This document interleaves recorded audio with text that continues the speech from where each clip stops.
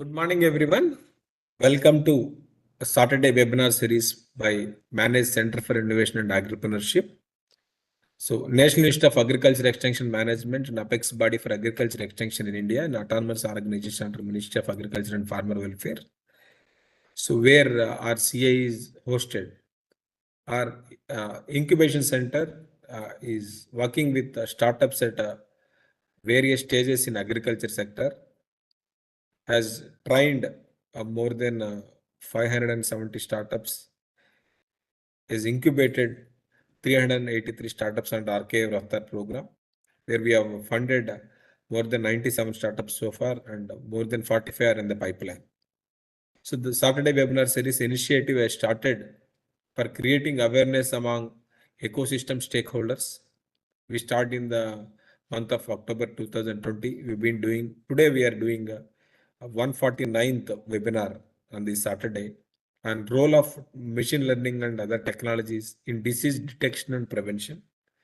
We have here with us two of the guest speakers here today. We'll be starting with Mr. Srinidhi GST, who himself is an entrepreneur. He comes with the computer science technology education with UG and PG, UG in India and PG in US, and he worked there for close to a decade in technology domain, including corporate giants like Mercedes-Benz. Then he came back for good, and the last 3-4 years has been very active in the startup ecosystem. He is not only a startup founder, but also a mentor and entrepreneur supporting in the region of Mysore, and he hails from Gundulpet, that area. He is also an active member of the Indus Entrepreneurs Tie Mysore chapter. Sir, we are happy to welcome you today as a speaker, sir. Over to you. Thank you, sir. Thank you very much. Good morning, everybody. While I just bring up my screen, sir, thank you very much for that brief and sweet introduction.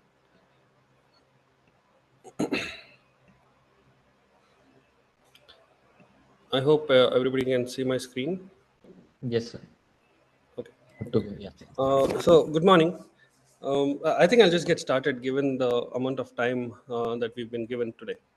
So, when it comes to machine learning for the agricultural industry, you would generally visualize something like this, where you would give images to an advanced machine learning algorithm, and it would identify which plant the leaves belong to and what disease could be affecting the plant, along with recommending measures on how to treat the crops to get rid of the disease. So this is the general idea of machine learning when it comes to agriculture, and you would not be wrong. But that is not the end of it, or that is not the beginning of it as well. So algorithm not only helps with the analysis, but it would also record and save this data and information so that it can reuse it at a later time when necessary.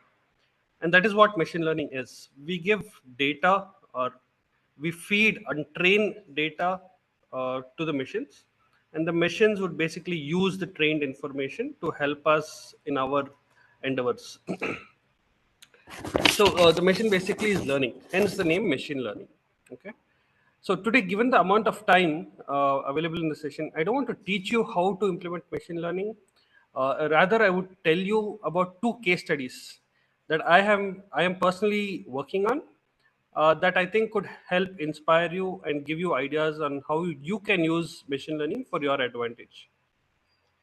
So, in order for you to understand the two cases or two case studies, let's give a small overview first. Okay. So, when we talk about agricultural startups, there are two types or two categories of agricultural startups. Startups that are focusing on precision agriculture. So, that would be our traditional agriculturists, farmers who would do precision agricultures, or another type of startup who would be working on automating routine tasks. So, there are two types: somebody who is doing automation on agriculture, somebody who is doing actual agriculture. The challenges faced by either type of these two categories are typically three. For the first challenge is basically the growing food demand because of the growing world population. Sorry, excuse me. So the growing food demand because of the growing world population. That is the first challenge. Then it comes to the environmental challenges. So things like the weather, which is unpredictable, especially these days. The government or the IMD says it's going to rain, and we see no rain. or they're going to say no rain and we say heavy rains. So there are heavy environmental challenges and pest and disease control. It is very hard to detect, but yet it has devastating effects on agriculture. So now let us look at the two case studies that I want to discuss to you about. So the first case study is a company that I am closely working with, and I want to explain to you how they are using machine learning in their startup. So to understand what this company is doing, I want you to imagine you are a farmer, and let us say you are trying to plant some crop. The trend in India today is if one farmer does something and is successful, everybody follows it. So let's take an example of tomatoes. So we all recently experienced this surge in tomato prices. And what happens was just because there's a surge, everybody starts growing tomatoes. Then what happens?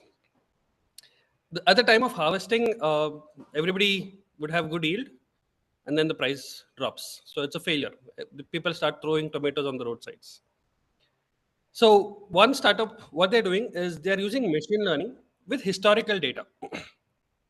So they are analyzing the previous trends, the history of different agricultural crops.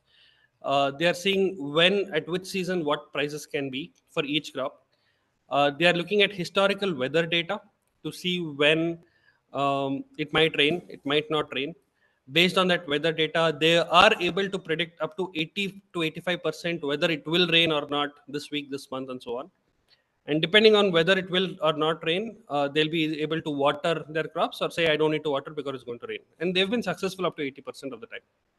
Apart from this, they're also using environmental situations. So going back to the example of tomatoes, if I am planting a tomato crop, my surrounding farmers, my neighbors, what are they planting? If they are also planting tomatoes and everybody in my region is planting tomatoes, then it's harmful for me for two reasons. One is the financial factor, where when the crop is ready to harvest, everybody starts harvesting and selling, and the price might drop because there is surplus supply of the vegetable or fruit. So this environmental analysis along with pest detection. So if everybody around me plants tomatoes, if one crop gets infected by a pest or a disease, it will quickly spread. So that startup, if an agriculture or if a farmer is using their product, the farmer will be able to see and predict when it will rain or not rain, whether they need to water their plants or not, what crops my neighbors are harvesting or planting. So if somebody is planting tomatoes, I will not plant tomatoes. So both of us actually get better yield in our crops. Somebody is planting tomatoes, let me plant onions. Somebody is planting sunflower seeds or sunflowers, let me plant something else. Or let me do bananas. So that way, they're able to even prevent diseases. So it's not just what you might have heard typically of drones going and mapping the areas, seeing from using infrared or ultraviolet lights to scan for diseases. That is also one case for machine learning, but it's not just that. So you can use traditional data that is already there in the market to help farmers improve. And one startup is already doing this. For privacy reasons, I won't be able to release the names of both the startups at this time, but I am working closely with both of them. The second case study I want to tell you is about a startup that is basically using such data to go directly to customer, so D2C, so from farm to customer. So rather than going through middlemen, uh, we all know in India today that middlemen take away huge chunks of money or finances when it comes to sales of crops or fruits and vegetables.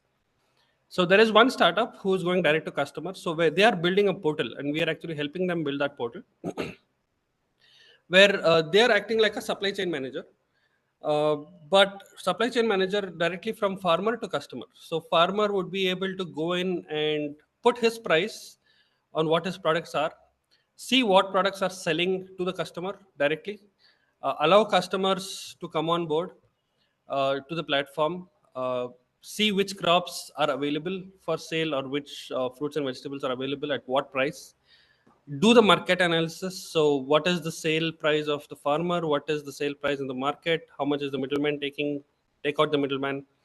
And that way it is a benefit to both customer also gets a cheaper pricing on his product, and the farmer gets better income for his product. So there is no middle person there.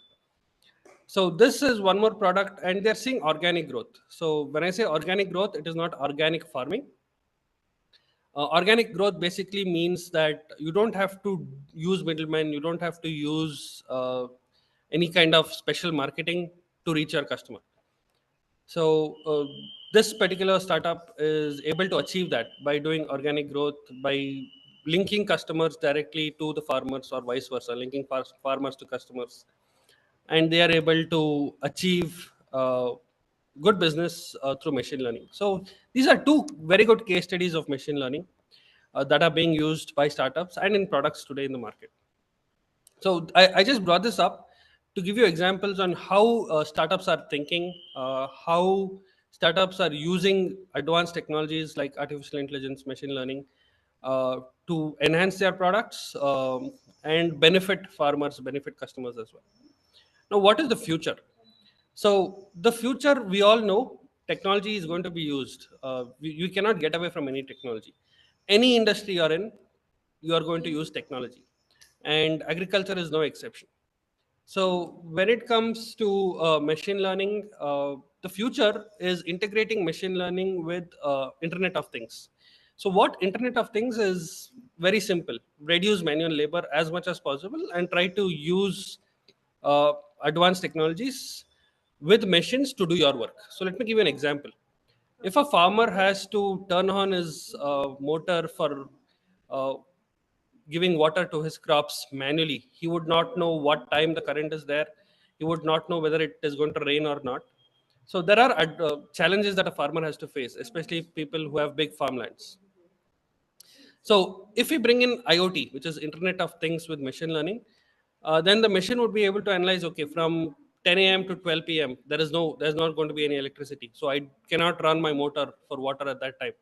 But at 1 o'clock, I have peak current, and that is the peak time of the heat in the day, so I need to water my plants. So at 1 o'clock, the motor would automatically turn on and start watering the plants. So things like that. So it would connect the device to all the necessary components, turn on the motor, turn off the motor when there is excess water. If it's going to rain, don't turn on the motor. So all of this analysis happens behind the scenes, and it integrates with devices using machine learning to achieve the farmer's goal with less work to the farmer. A predictive analysis for global farming recommendations. So right now, the first case study I told, that startup is trying to go global. So when I say go global, they are actually operating right now in India only. But if they go global, then they'll be able to help farmers across the globe to analyze what crops are being planted across the globe, which country are going to have shortages in any crops, which country can grow these crops and export them. So they're not going to do the export or import, but they're going to help governments. They're going to help farmers across the globe to run this analysis. So it's all data driven. Data is the new oil here. And then genetic crop optimization. So we all know GMO crops are out there in the market. It is having a big impact on our lives. It is having a big impact on what we consume and how we consume. So there are companies and countries who have taken efforts and measures to optimize GMOs. So there are companies, especially in the US, where they are saying we should not do GMO for specific crops. And having this data on analyzing which which GMO product is actually impacting human lives, impacting our health, try to modify those GMOs or try to avoid those GMOs, integrate that with health systems, so that using machine learning data, we'll be able to analyze which crop is actually affecting our health, not affecting, which is good for us.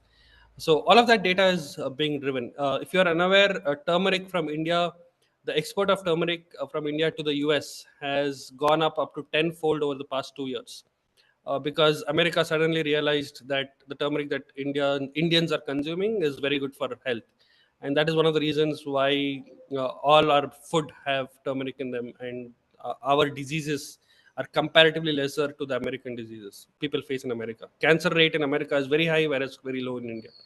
So things like this data is gathered, and if there are good predictive models that are built using these algorithms, then it's definitely going to help our all the population. So I try to do my best to give you case studies on machine learning used for agriculture. And if you have any questions, I'll be happy to help, or we can address them in the end. Thank you. Yeah, thank you so much, sir, for a really wonderful and very simple presentation, I must say, to understand about the machine learning with good case studies with examples. I would request to the participants, if you have any questions to the speakers, kindly put it into the chat box, or you may raise the hands to directly ask these questions directly to the speakers. Now I request to Yuvraj, sir, to introduce our second speaker, Ms. Chetna. Thank you, Srinidhi sir, for your valuable remarks. We'll be coming back to you with a question and answer soon. On this note, we thank Srinidhi sir and welcome our next speaker for today, Chetna. Chetna Sarang, the technology management professional, herself is a founder of the company Dattamsh, who is based out of northern part of Karnataka. She working with educators through our startups. Herself is a motivated speaker as well as a startup mentor also. So today we are happy to share that she's also part of our capacity building program for students of horticulture, where we directly had a first-hand experience of her experience sharing and the kind of work they are doing with our students. So with this note, we welcome Chetna. Chetna also one of the top 100 innovative companies selected by Elevate, Karnataka Elevate. So Chetna, over to you, please. Good morning, everyone. Good morning, Yuvraj. Thank you for introducing me. Sorry for the inconvenience of my voice because I'm affected with some throat infection. I will try to do my best. So if any concerns with voice, please deal it with your by increasing the volume of your systems or something of that sort. Kindly cooperate. Thank you. So I would want the PPT to be shared. Amit.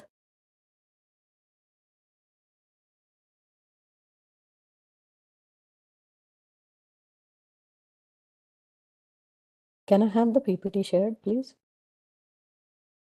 Yes, we'll get it shared. Give us a moment. We'll get it shared. Yeah. Don't worry. Yeah. All right. Meanwhile, let me talk a bit about today's session. I think after Mr. Srinidhi's session on exactly about crop detection, disease detection on the crop and AI, he's actively working there. So I would like to talk a Sorry bit. to interrupt you. There is Yeah. some issue is coming from our end to share. I'll make you the Oh. presenter, so if you can able to share it from So I your. need to pull up my PPT. Just give me a second. Yeah, yeah. It's not get opening from our end. All right. Yeah. Just give me a second.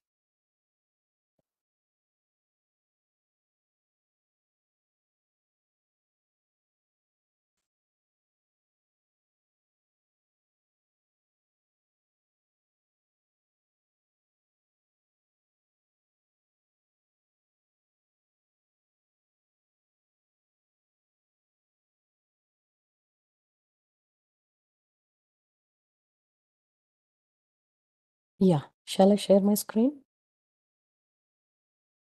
Yes, yes. Just click on the share. You will see the file is there. Yeah. You click on the screen and then you need to go to the. Yeah. Is it visible? It's visible. Please make it in the full screen mode. Okay. You will find it in the down right hand side.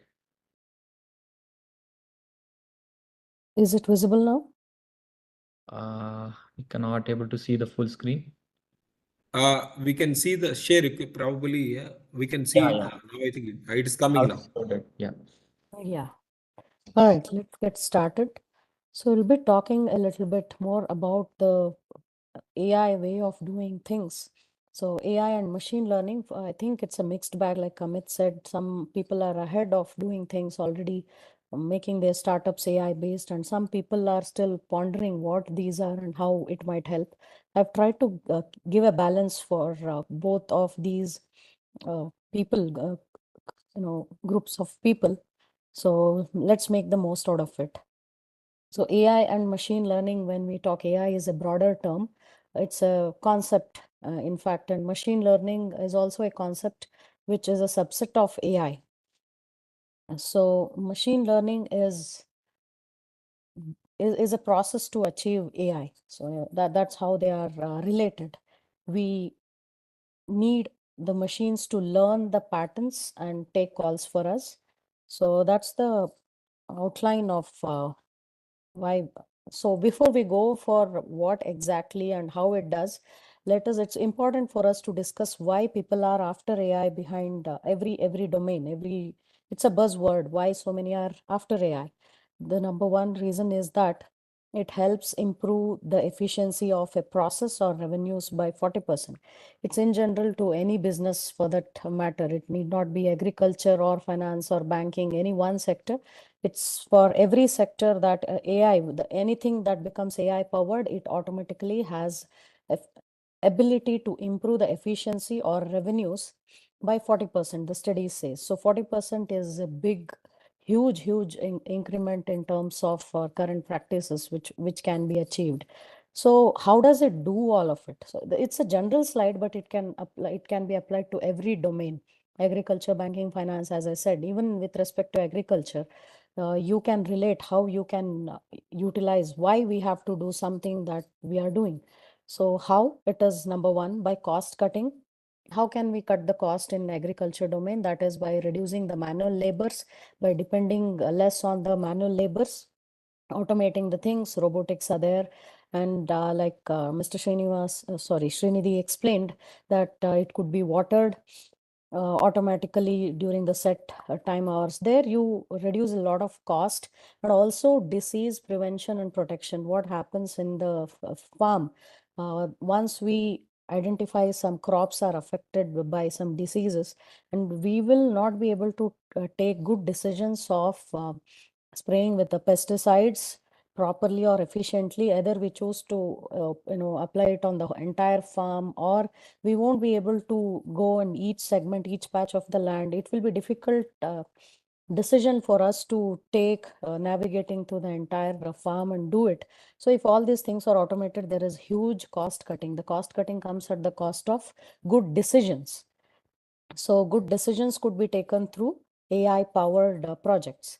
And the second way is by anticipating the requirements. So that's what we did. When it has to be watered, when the pesticides have to be sprayed, all those requirements will be anticipated by the ML models or AI based projects that we have, and automating the task. And while sometimes we also fine tune the existing practices, it's not completely automating. Step by step we can go. We can give a portion of the operations or make it automated. The rest we can have manually. So AI is making our farms or farming practices AI based is not just like buying a device and it will do rest of the things. A lot of technologies go into AI. A lot of practices have to come in place to achieve this AI based farming. So the crux of AI, there is a lot of buzz about AI. At the same time, not all the AI projects are getting success because the underlying data culture is very poor. People are not ready to adapt to uh, develop their data. As we heard by the previous speaker, that data is the new oil. So AI and all these technologies, they become obsolete if there is no good database. So data is the key term that drives everything ahead with respect to AI. Yeah. So let me talk about principle of machine learning. So it's a bird view of machine learning. So to get anything out of machine learning, it's a general way to put it. So input to machine learning algorithms. So let us not worry too much about algorithms because it comes in the engineering part. Data scientists or data engineers, machine learning engineers, they will be working on them. So what happens, any project for that matter that we say is going AI powered, the outline principle is that we provide the machine learning algorithms or the computer. Machine, when we say, it is nothing but computers. We have to provide them some input data for it to learn the patterns. So the mathematical algorithms learn the patterns, and there is output data. We can see input is also data for machine learning, output is also data. But what is the difference? So the input data should be a processed, cleaned, and well prepared data, which is relevant to the domain that we are going to work on. So in your case, it will be your agriculture related data, which is cleaned, thoroughly checked, meaning if it learns the patterns, it should be able to give the output data. The output data, it is basically in the form of predictions, recommendations, or suggestions. So this is in a nutshell the concept of machine learning. It applies to any domain, also in agriculture. So input, machine learning algorithm, which could be numerous algorithms which work on the data, and the output is in the form of predictions. So input could be derived. So the challenges lie, I would like to spend a little bit of time on this slide because it looks very simple. The concept is very simple. Machine learning is not a rocket science, but a lot of efforts and time is gone in this process while before you input the data. The biggest problem is acquiring the right data which is required to give the right predictions. So people tend to rush to make predictions showing that it is 80%, 90%, but to reach there and to keep that 80% or 90% of the results alive, sustained, it's very difficult. The timely data that is injected to the algorithms, there would be data drift, there would be model drift. There are a lot of challenges that occurs in order to sustain that 90% or 80% of predictions that we try to do. So here in before input data, there are a lot of things that go into data acquisition process. There comes the role of IoT, sensors, all of these robotics, where you have to first pull in the data, then see if these variables and these data will help us achieve the right results. Most of the times it happens so that there is huge amount of farming data or agricultural data, but the predictions that we want to make will not be uh, able to be derived from the data that we have. So the problem statement that we have, the data that we have will not be in a state to help us achieve the predictions that is expected out of the project. So in that case, it becomes extremely difficult for us to understand what is the right data. So there are so many people running after machine learning projects, AI projects, and it has become a buzzword, but everybody I see, even the student crowd, most people are fancying the algorithms, the compute capacity of the engines, all are behind that. But the crux, the basic essential is that if the data that is coming into the algorithms is not good, if there is no good quality of data, if it is failing, then no amount of algorithms or technology can be of any help in making the machine learning project successful of any domain. So a lot of efforts have to go in this region where during the data acquisition process. So this is a general term. If we can take this to a specific term of crop classification and disease prediction. If you can see, there is a field. What is being done here is there's a classification going on and analyzing what is each plant, what crop it is. And so it's just an example. Initially, classification is done. How do we take it further? It's all based on the image acquisition. There is a specialized field in AI called computer vision. So all these projects, all these case studies, they fit under that head called computer vision, where we have to capture the images. It's just like how human brains learn. Human brains tend to identify the diseases based on visual capturing of images of diseased leaves or plants or some part of that. Then we classify them whether it is bacterial or it is a fungal disease or viral disease. So based on the patterns, the way the human brain does is capture the image based on our historical knowledge. we take some decisions and say this is bacterial, this is fungal, this is viral. The same thing, all this intelligence, human intelligence, is being added to computers. It takes up all the patterns of the data, and then when you give a new image, it will be able to predict whether it is bacterial, fungal, or viral. And the predictions that it gives has some percentage.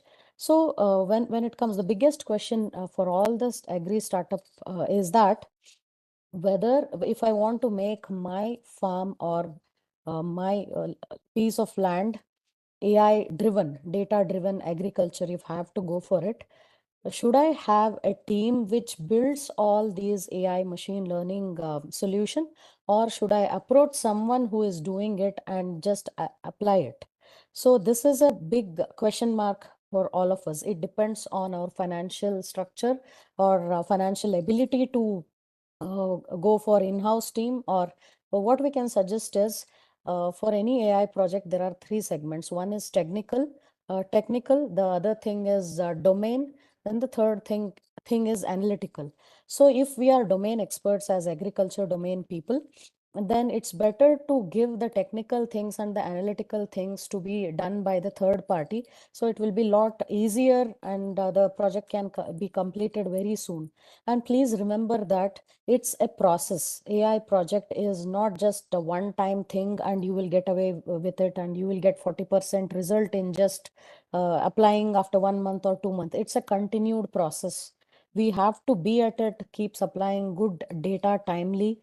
And if initially things results are not up to the mark, then there has to be a feedback system where we become the providers, data providers, and until we achieve those results. It's a process. It's not one-time thing to have AI. AI is a responsibility.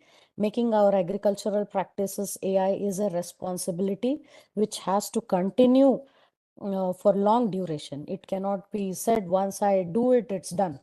So I have also these top three applications of AI in agriculture, that is precision agriculture, which talks about using sensors, drones, optimize crop production, reduce waste, and improve resource efficiency.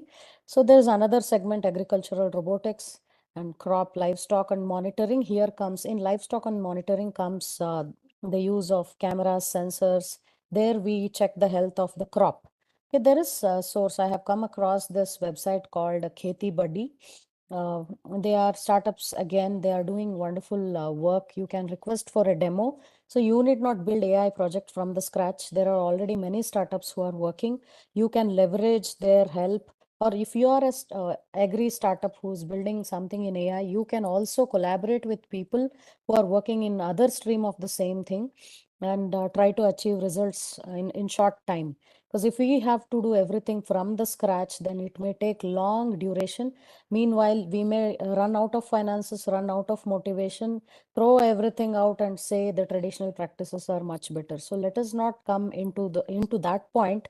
So let us leverage which applications, mobile applications, which are already built. There are big players like Google and Microsoft who are building applications for farmers. We can utilize them and try to make the best usage. So Kheti Buddy is one such website. I don't know what services exactly they provide because I don't own a farm or anything. So there is an option called requesting for demo. You can check for the demo services, try to leverage their applications, whatever they have built. And if not, their simple website is so beautifully done that every aspect of AI related agriculture farming has been highlighted very well. So please, I insist you to go through this khetibuddy.com. Yeah. So there are different ways AI in agriculture can be implemented. Just to summarize, one is to monitor the field health, and the other one is livestock management, crop management, weather forecasting, and precision agriculture. Each one is different thing. And once you have a farm, it need not be that you take all of these at once and try to improvise your agricultural practices. We can take one thing at a time, maybe soil health and weather forecasting for the first year. When we become successful, then go for the next one, and go on upgrading. So I repeat it, it's a responsibility. It's not one-time thing that will give us yield or result of 40% improvement in production.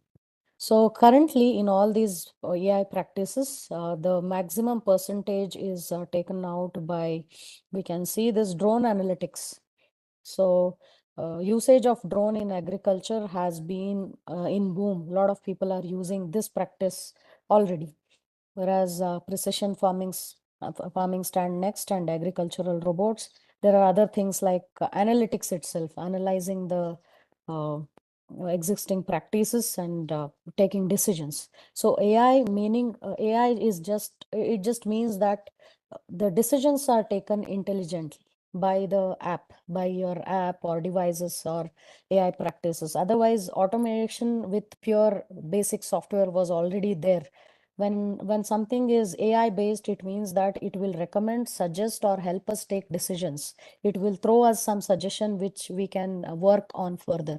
That is a layer of AI that has been added to the already existing software and AI software practices or automating practices that existed.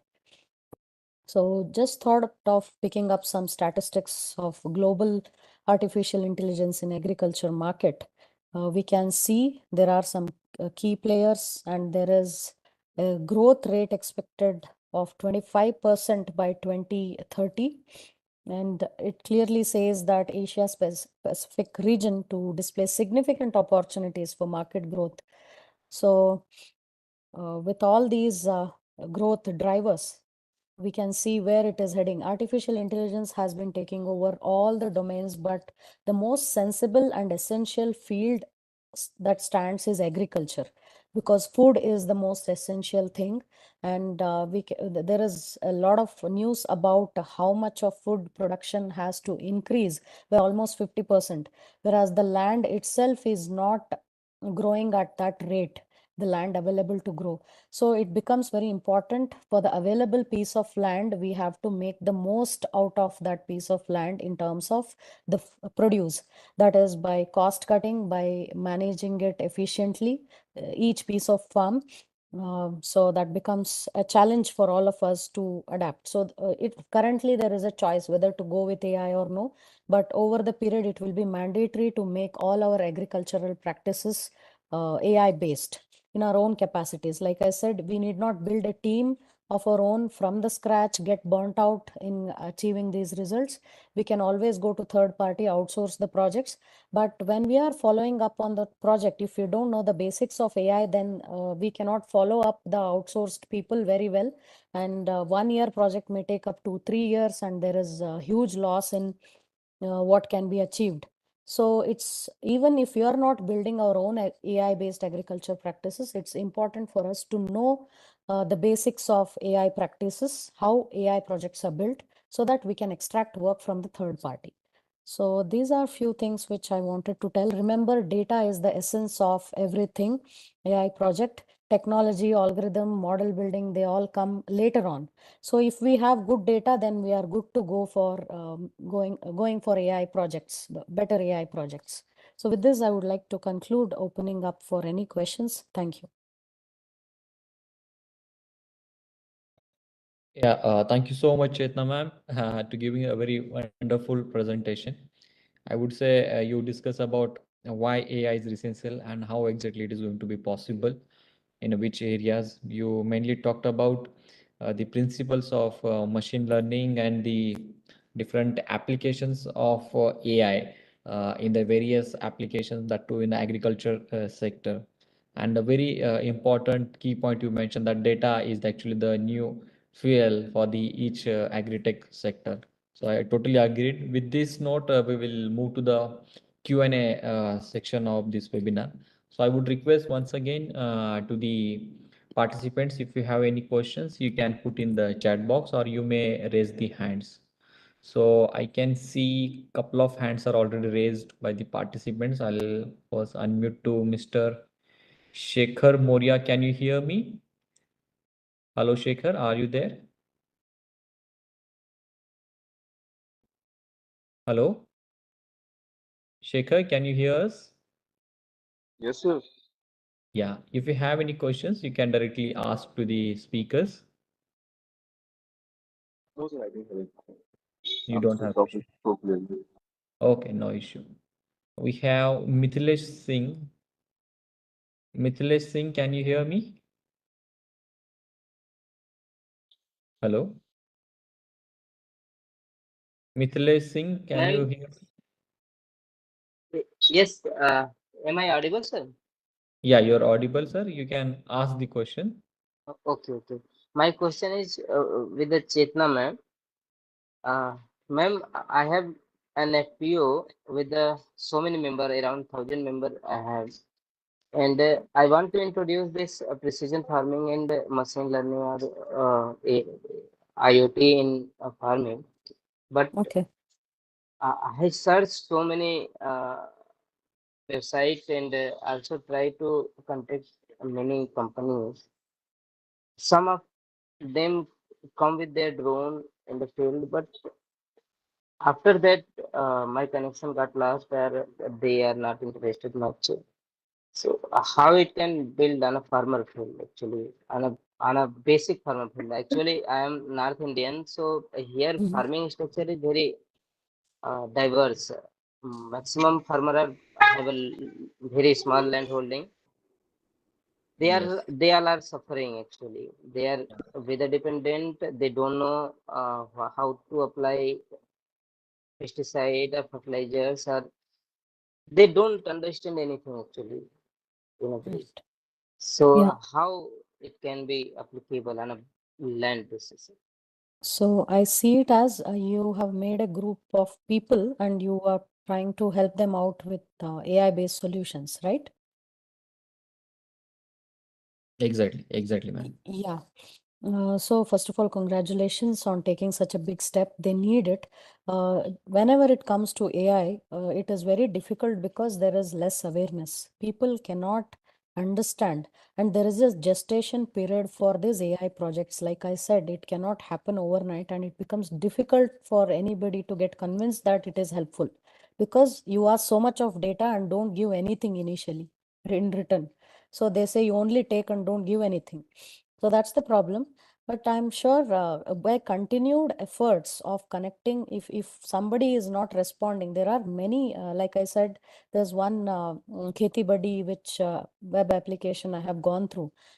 Please go through that website. There, I'm sure there must be many people who might be wanting you as their market access. So it's not happening. You are unable to meet them. That's the whole process. Or there are many engineering college students who are building their projects and scrapping it because they don't have customers. So please connect with some engineering colleges who are working on agricultural projects. So they will find customers, real practical application for their project, which is otherwise thrown as academic project and dumped.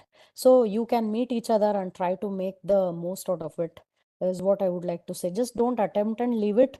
Continued efforts in that direction can only get us somewhere, even with respect to you or the people who are working on project or the farmers. For all of us, we have to take patience and stick on to it. So that is what you can try to approach.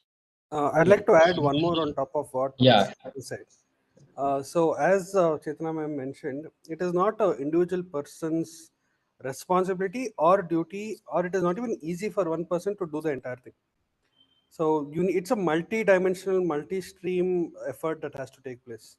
So, there are agriculturists, there are horticulturists, there are technicians, there are people who are experts in their own fields.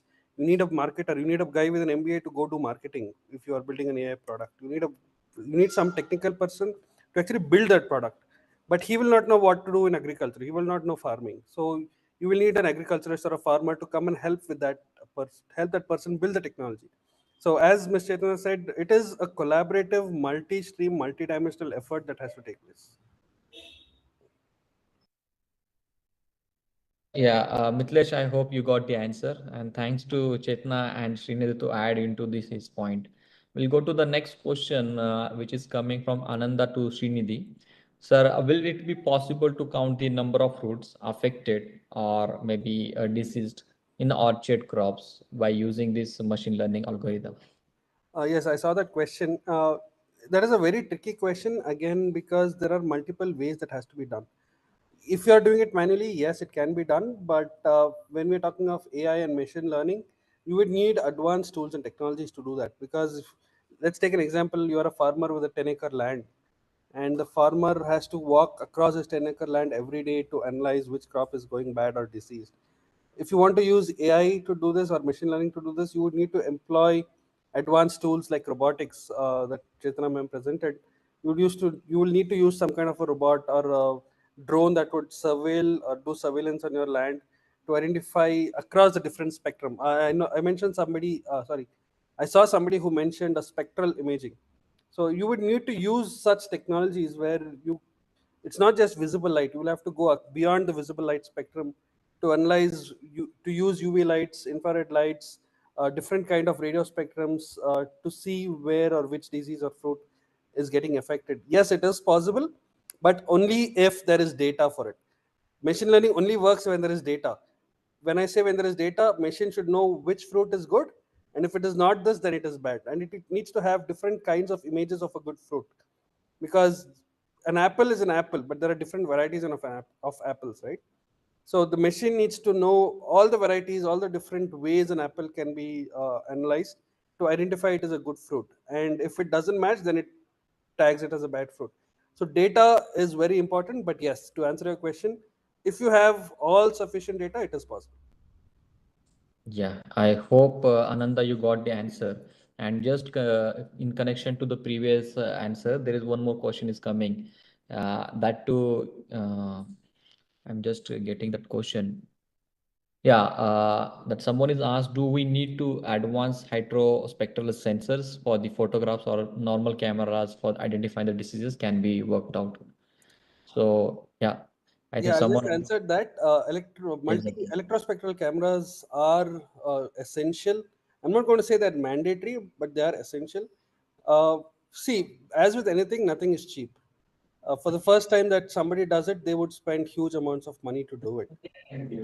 Electrospectral cameras again are not cheap. You would have to spend huge amounts of money to invest on it. And again, how are you going to invest? Are you going to give it to farmers to invest? They will not take it. They'll say, as Chaitanya ma'am mentioned, they'll say, I'll do it manually. It doesn't make sense for me to invest such huge amounts of money, because it is cheaper for me to just walk around the farm. So yes, it is essential to, if you want to do it with machine learning, it helps you advance and make it faster, but not mandatory. If you do have it, then good. Chetna, you want to add something? Yeah, I would like to add. What I suggest is take step-by-step measures. We know this is the ultimate advanced option that we can have. Keep that as ultimate thing. But when we are going step by step, first with a normal camera, complete entire loop of finishing this project, see what amount of results you are able to derive. And the next step is, will we able to sustain that the same results for continued period, at least for 1 year? Will you be able to get the same results from normal camera? If it is deteriorating or if it is all working well, then we can upgrade. So let us keep that option for upgradation not in the first place to begin with. There are a lot of other things which come in between. We may have to cancel that or take some other route. If you have bought already some expensive things, then you will be pressurized to use it. So let us not end up being there. Step by step, 10% improvement with this camera. Then if I change the camera, 20% improvement or something like that, we can go. Incremental measures. Yeah, so yeah, both the answers are very good, and I hope it will be help to the startups who are looking to work in this space. We can see in the participants, Nagan Gowda has raised his hand. I'm just making unmute. Nagan Gowda, sir, can you hear me? I represent a startup company called Agribusiness Private Limited, supported Yes. by Manes. So we are mainly into agri consultancy. We have a team of experts. We would actually visit the fields and suggest farmers. So yeah, we are in the process of automation also. We are working with one more tech team based at Bangalore. So our level of thinking is different, and probably the discussions that took place today are slightly different. So my question is, see, today's topic was about AI tools for detection and prevention of diseases. So for both the speakers, my question is, so have you done anything in this line? especially in disease detection and also control measures. How successful were they?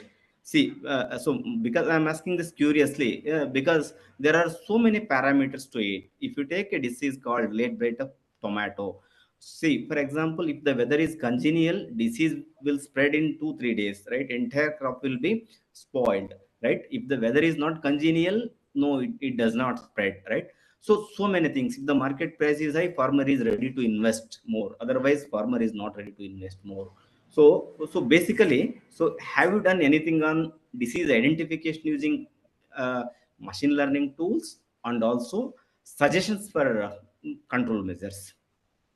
What has So, okay, I don't know. I mean, I already covered this in my talk. I am working with a company right now that is actually doing prevention and control. Now, the way they do it is actually very unique and very interesting, and that's one of the reasons that I've mentoring them. So, the way what they do is they're using historical data analysis, they're using weather predictions, and they're using geospatial predictions. So, so let me give you an example. When I say historical, today, let's say we are in mid of August. Mid of August, what is the weather in my region? Traditionally, not just for this year, for the past 50 years. And over the past 50 years, if the weather is at around 28 degrees with about 40% rains in this region, that would basically mean which crop would survive in this weather or with this climate. So the farmer would only plant such crops. Also, is it going to rain today, tomorrow? Use IMD data. And we've been facing these issues where IMD says it's going to rain today, but it doesn't rain. So they're not just using that data, they're also checking the history. Over the past 50 years, has it always rained on this day or has it never rained on this day? Use that data. And on top of that, geospatial data. So am I the only one planting tomatoes, or are all my neighbors planting tomatoes? The problem is, if all my neighbors are planting tomatoes, if one of them gets a disease, I am also infected. Because as you said, anything happens to one crop, it spreads for the rest of the crops. So if they're all planting tomatoes, I will not plant tomato. I will plant something else. And I will choose what to plant based on historical data. So in the past 50 years, this survived during the season. This had a good rate during the season. It reduces my disease affinity. It increases my finances at a good. There is a good predictability that can happen, and this company has been successful in doing that for up to 80 to 85%. So that was, I did mention this as my case study. So I think you can take that as an example on how you can actually approach AI and ML. Don't think you can just do AI ML for just scanning using drones, seeing if a fruit or vegetable is going good or bad. That's not the only use case. That's why I mentioned this. Yeah, Chetna, you want to add? Yes, good morning, Mr. Nagarnagowda. It's a privilege to be connected. I had recently connected with him. See, I would like to say that there are three elements. One is domain skill, the technical skills, and the analytical skills.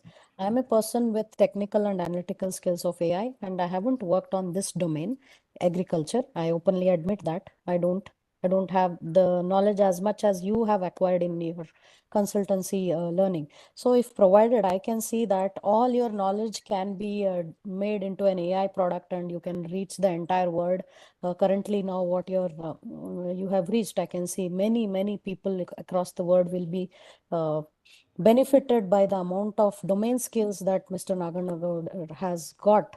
So if his insights, consulting insights are automated and an app is built over his expertise, many farmers, I think, will be benefited. I think he's the right person because I believe for AI, domain skills are must. Technical and analytical skills, there are many like us who will get it done.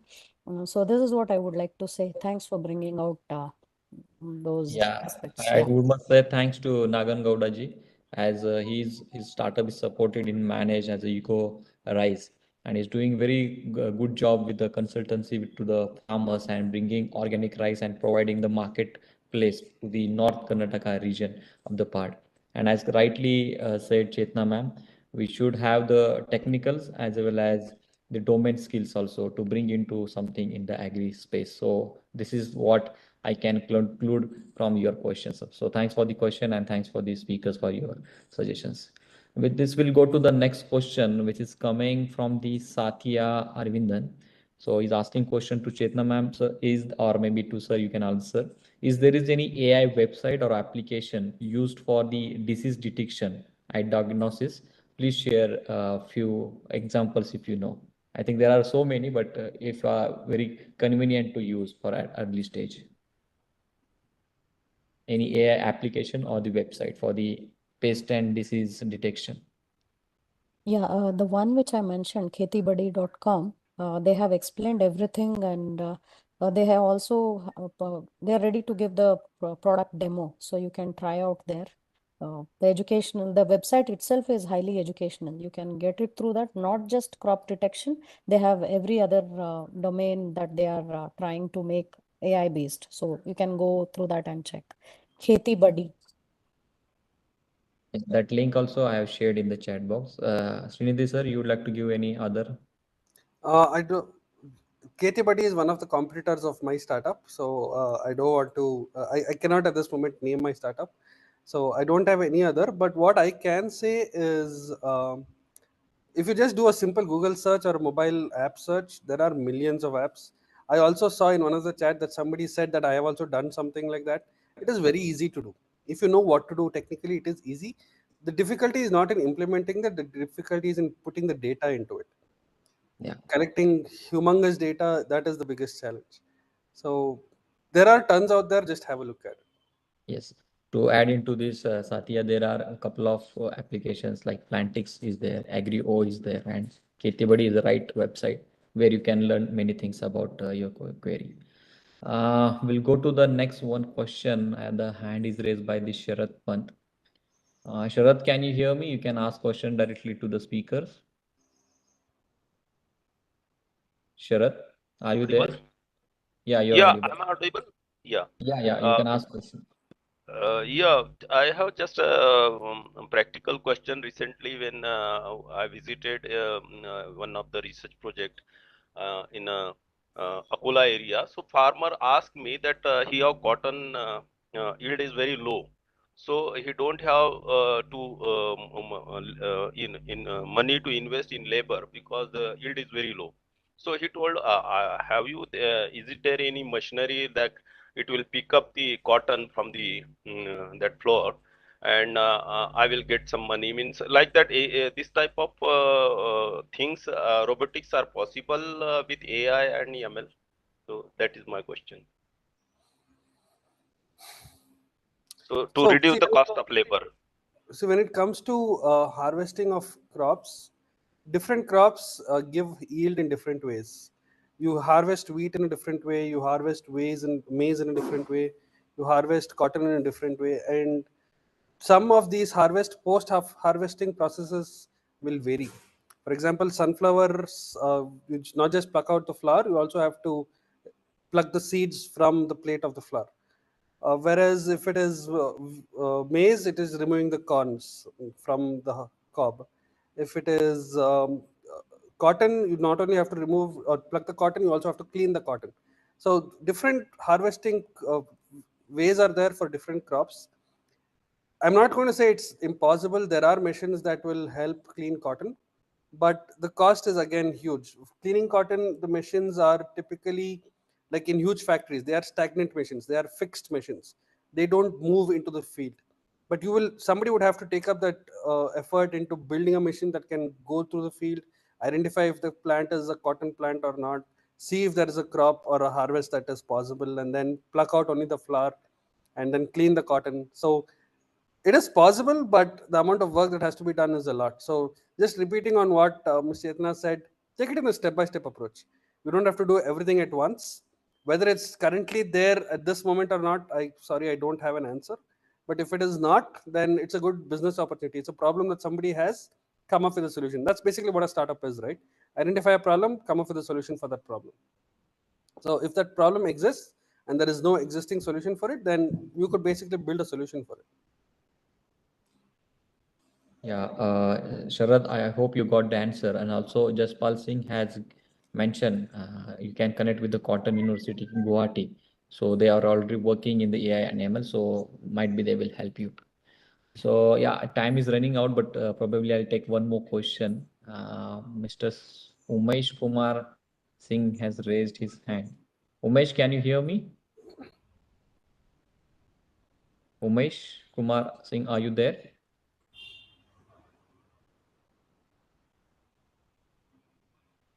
Hello, Umesh sir, can you hear me? Yeah, sir. Yeah, Am I audible, sir? yeah, you're audible. You can Sir. ask questions quickly. Actually, sir, I am a research scholar of agronomy from LPU, Punjab. Sir, here most of people are engaged with the intercropping or into cropping that. And sir, I want to ask you question that how can use of AI in a mixed cropping system where weed are resistant. Your voice is breaking, Umesh, so that's why we're not able to get you. Can you repeat once again quickly? Hello. Yeah, yeah. We actually lost you for a couple of seconds. Your voice is breaking, not able to get you. Hello, Umesh. Actually, network is not concerned. Now we can hear you. Please repeat your question once again shortly. So I want to know how to use of AI in agriculture, especially in mixed cropping system in North India, where weeds are resistant due to the applied of huge herbicides, and how to Okay. use in this situation in AI. Okay. So mainly he's from the part of North India, and mainly whatever the herbicides are used by the farmers, they have that kind of residual effects is there. So is there is any AI technique is there that can be solve this herbicide use, and he can control anything idea you, if your speakers are aware about it. So the only method that I know that AI and ML are being used, whether direct, indirect contact, is all through visualization. There is no physical contact except for soil testing at the moment. So that is one possible way where through soil data can be collected to analyze if there is residuals in chemicals, herbicides, pesticides. But there is no physical plant test at the moment, as far as my knowledge is concerned. Again, I'm not an expert in the agricultural field, so I don't have an answer. If you do, then please answer. Uh, but other than soil testing, I have no other knowledge. Chaitanya ma'am?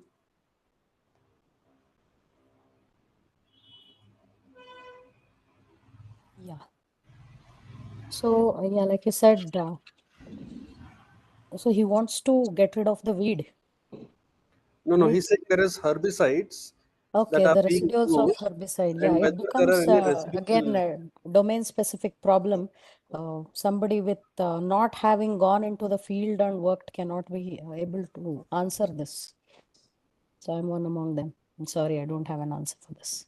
Yeah, well, Himanshu, there are a couple of robots are actually are there in this domain space. Through image processing, they are able to detect whether it's a main crop or whether it's a herbicide.